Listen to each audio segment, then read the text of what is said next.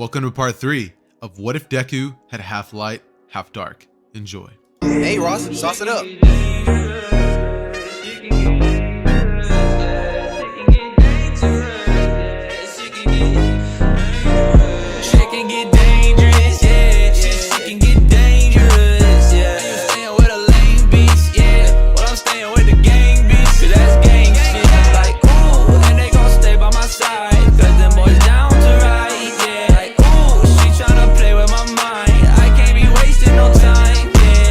Immediately after the battles were announced, Shinso, hearing that he's going to be basically having to go up against the strongest member of Class 1A, would think to himself that this is going to be extremely difficult. If he is unable to catch Deku in his quirk before Deku is able to take him out, then Shinso has zero hope of getting into the hero suiting course. And so, Shinso would be worried. Sweat drops would definitely be going down his face, and Shinso would be prepping himself, thinking of any way, shape, or form that he could get Deku to say something to him, wanting Deku to let loose and for him to actually be able to go and put through his strategy to use. That said, Deku would have a smile on his face, thinking to himself that the way the bracket is all set up is that after Deku defeats this kid, he'll be able to fight against Shinso next, and from there, things should be easy sailing from there. So Deku would be prepping inside of the area that he has for himself.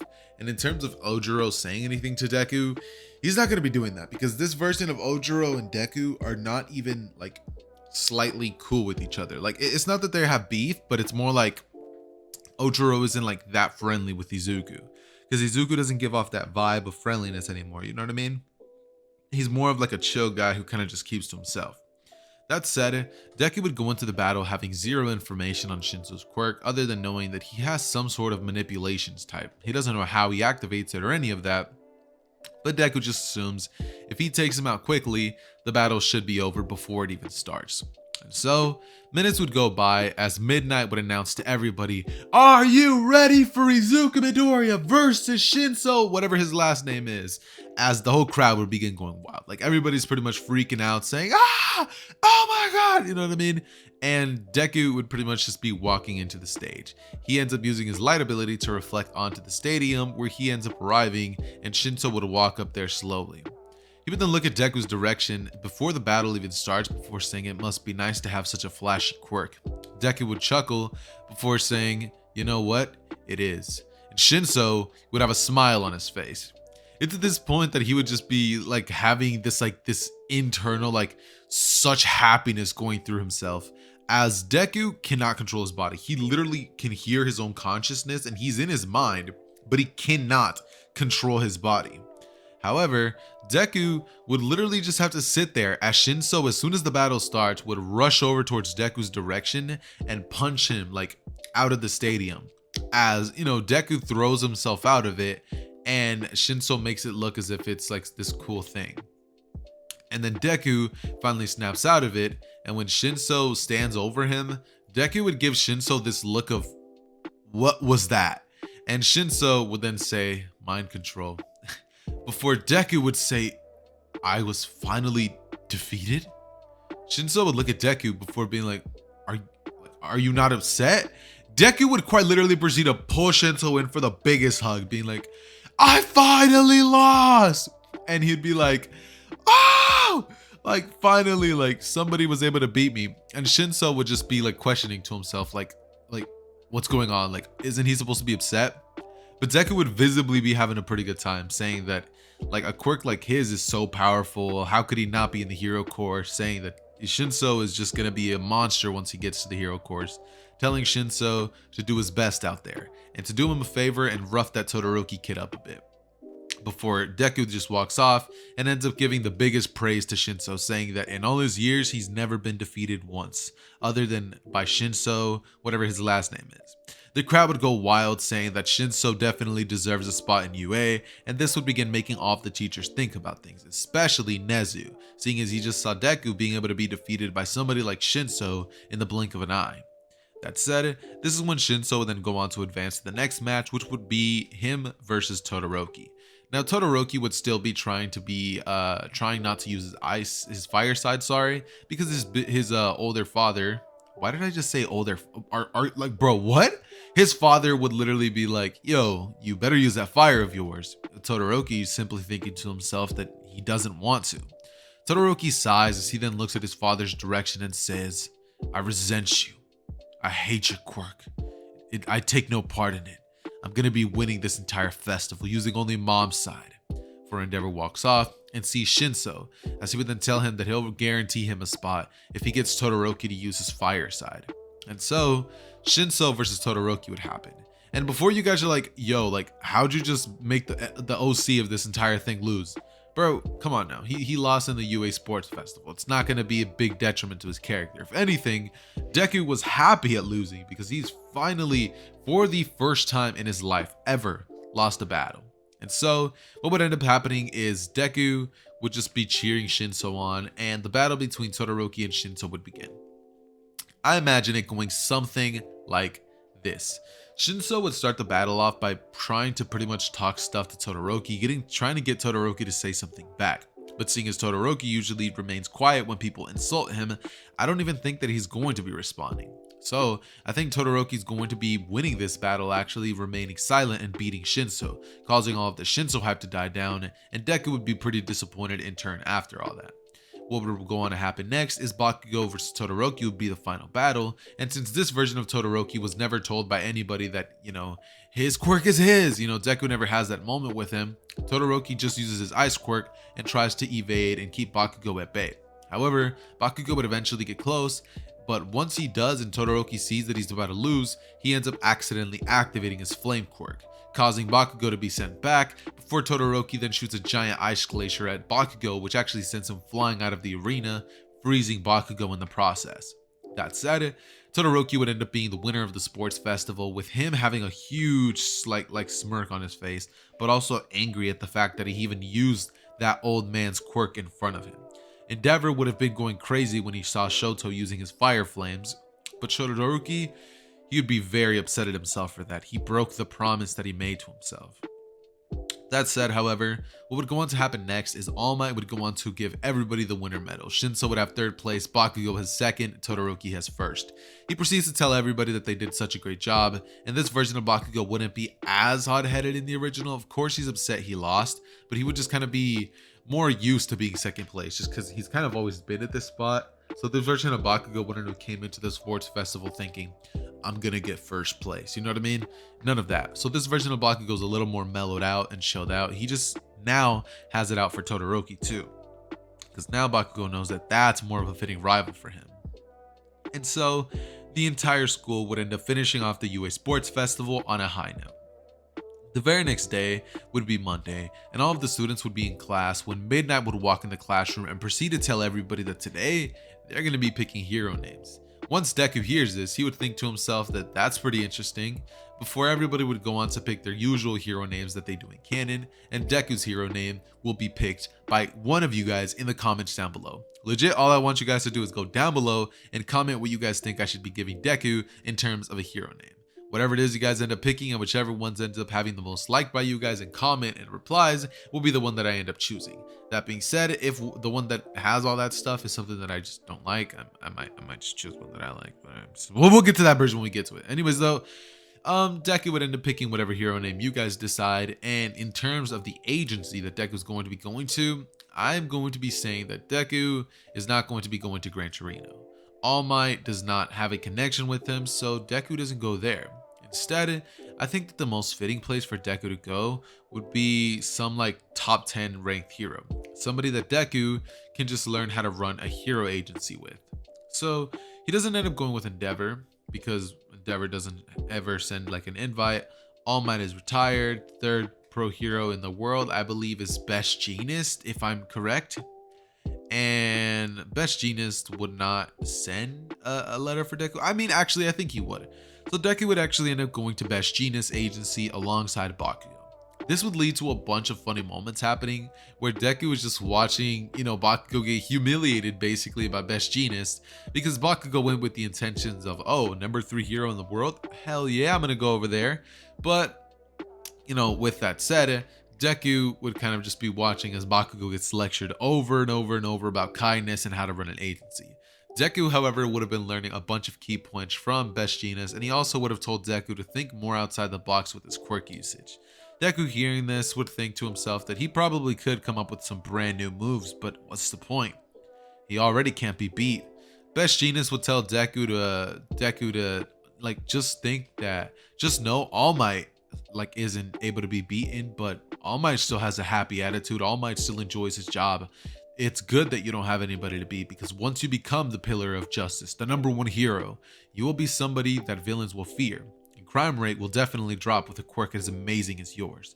Deku, hearing these words, would finally have it click in his head that, maybe it isn't all about competition, and it's more about being the best hero that he can be. So Deku slightly starts having a different outlook on life. However, all of them return to class, and they then are given their final race. Like, they all have to do this like insane race to find out how much they progressed during their internships. Deku, as many of you guys are probably expecting, would blitz through it, finding All Might first in his own portion of the race. He doesn't end up activating full Cali because, well, no one for all was given to him.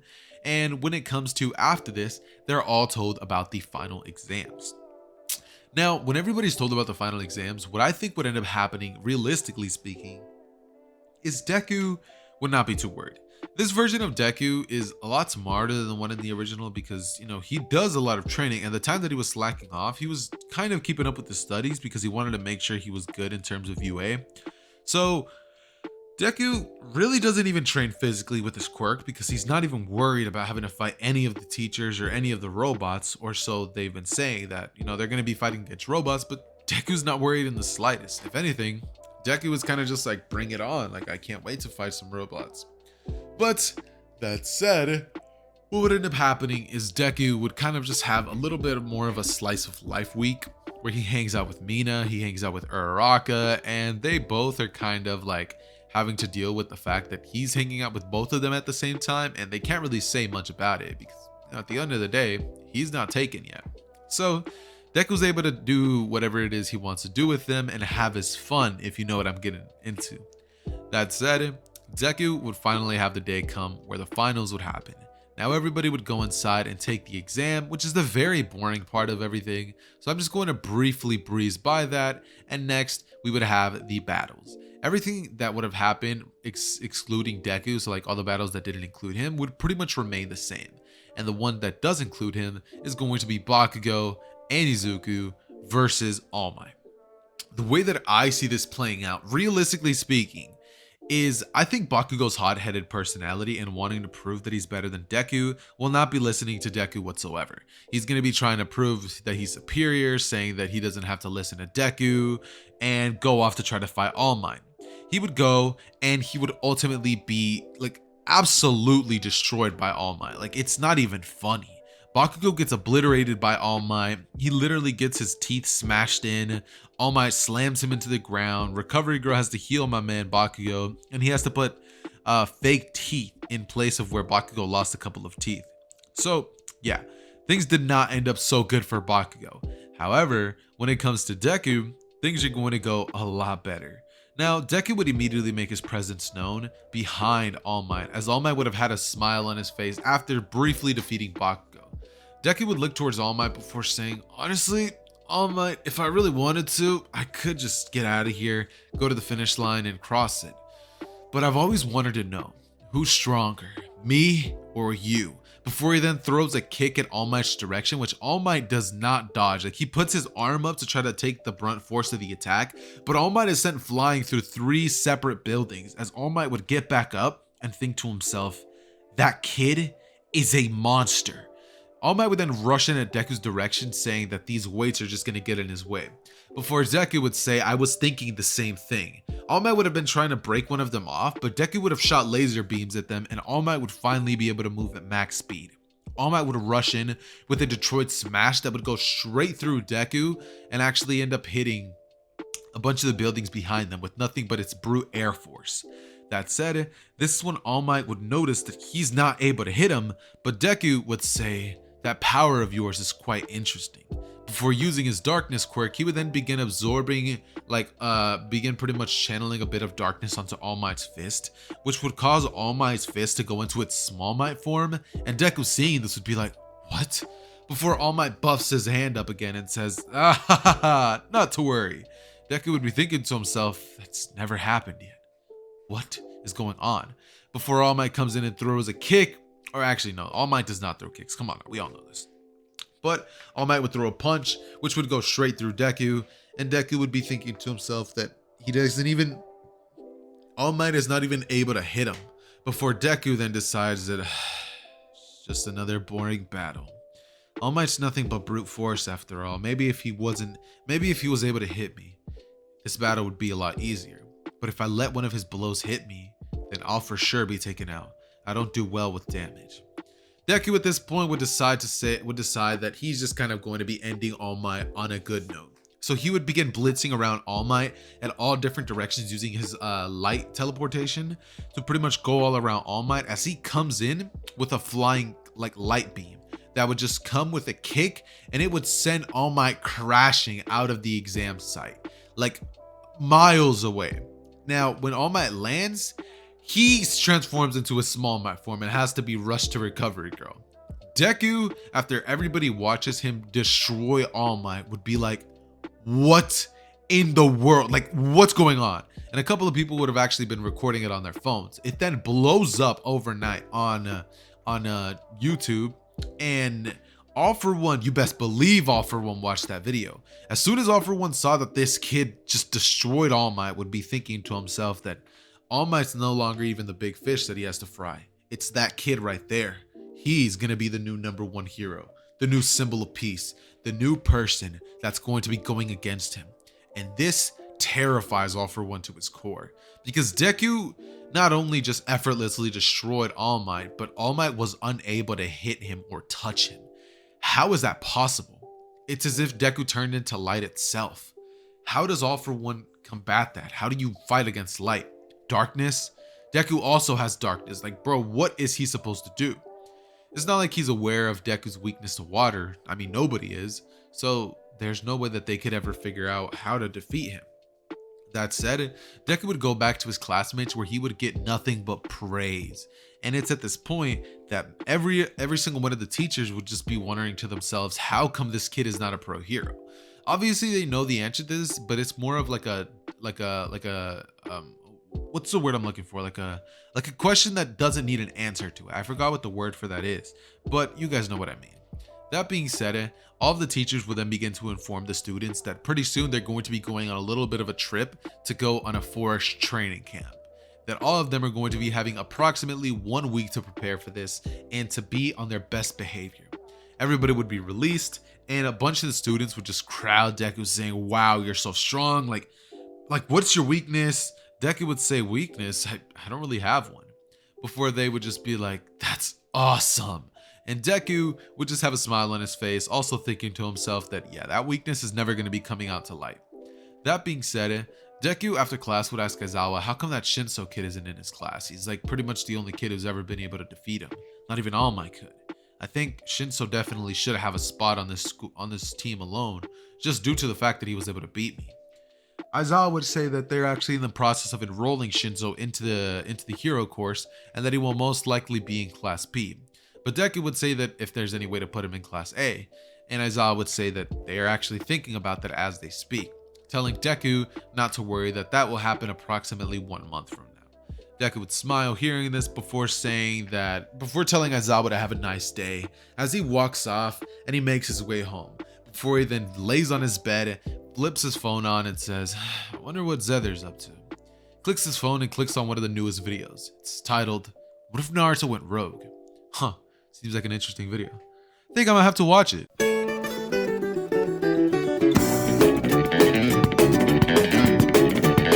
Like for part 4.